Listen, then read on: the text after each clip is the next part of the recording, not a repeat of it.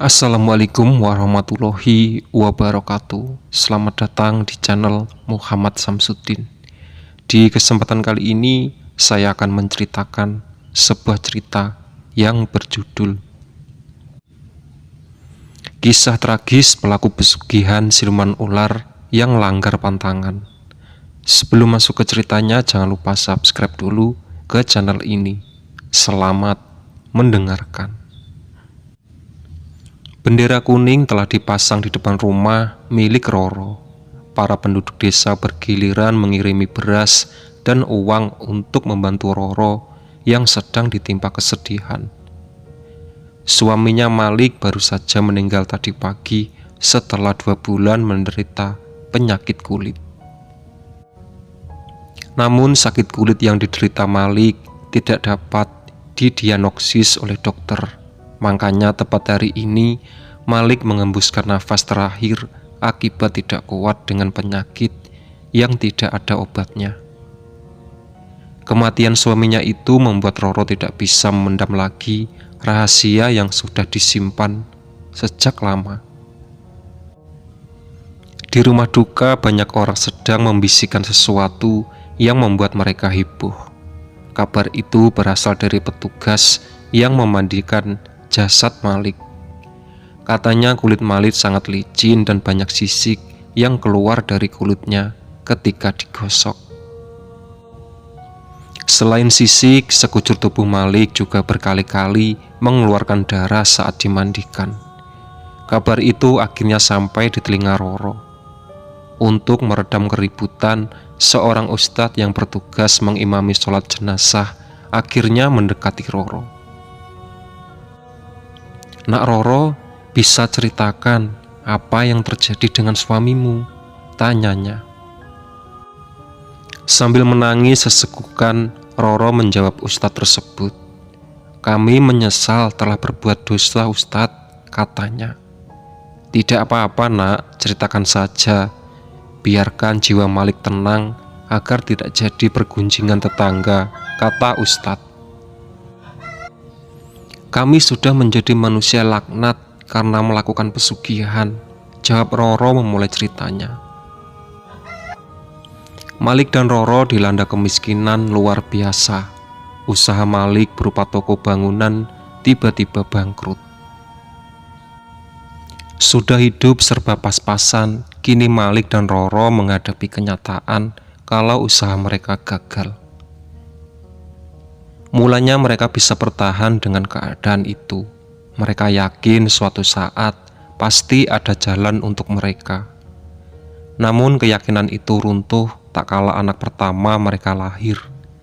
Malik dan Roro butuh biaya besar untuk persalinan, juga untuk merawat bayi itu setelah lahir.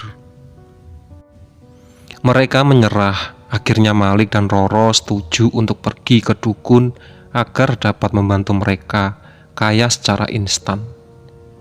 Saat menceritakan keadaannya, Malik dan Roro diberi saran untuk melakukan pesugihan siluman ular. "Bagaimana caranya kami melakukan pesugihan itu, Ki?" tanya Malik. "Kamu harus merelakan istrimu untuk tidur dengan siluman itu pada Selasa Kliwon," kata dukun itu. Mendengar hal itu, Malik dan Roro terkejut bukan main. Malik tentu tak ingin membiarkan istrinya yang sangat dicintai itu untuk tidur dengan orang lain, apalagi dengan siluman. Akan tetapi mereka tak punya pilihan lain. Dengan berat hati, mereka mengiyakan saran dari dukun tersebut. Akhirnya Malik dan Roro datang ke dukun itu di hari yang telah ditentukan, yaitu Selasa Kliwon. Dukun tersebut sudah menyiapkan ruangan Roro, sementara Malik menunggu istrinya di luar. Tak lama kemudian dukun itu mulai memanggil siluman ular untuk memasuki kamar Roro.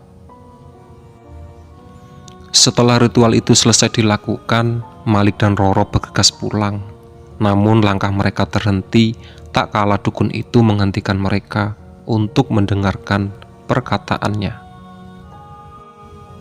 "Ingat, kalian tidak boleh melakukan hubungan di hari Selasa Kliwon itu pantangan satu-satunya yang harus kamu hindari kalau kamu tidak ingin pesugihan ini berakhir, kata dukun itu.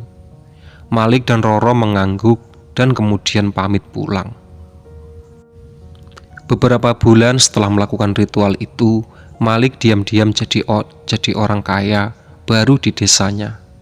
Malik sudah tidak khawatir dengan biaya persalinan anaknya, lantaran ia sudah punya uang banyak. Malahan Malik berencana untuk membelikan baju dan sepatu cantik untuk anak pertamanya itu. Untuk menutupi perbuatan dari kecurigaan orang lain, Malik memutuskan untuk berjualan soto ayam. Berkat dorongan dari uang pesugihannya, soto ayam Malik kini sudah memiliki banyak cabang. Dengan kekayaan berlimpah, Malik membangun rumah besar dan membeli mobil mahal. Kesuksesannya itu membuat orang desa mengaguminya. Ia diundang ke berbagai acara desa untuk membagikan tip menjadi orang sukses. Namun suatu hari Malik hilaf. Ia tak sengaja melanggar pantangan dari dukun itu.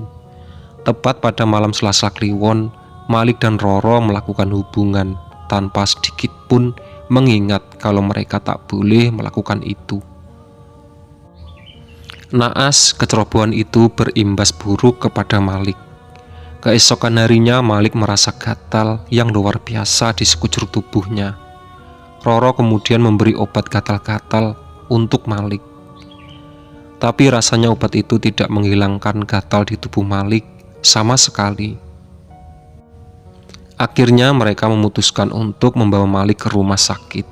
Pada mulanya dokter mengatakan kalau itu sakit gatal-gatal biasa.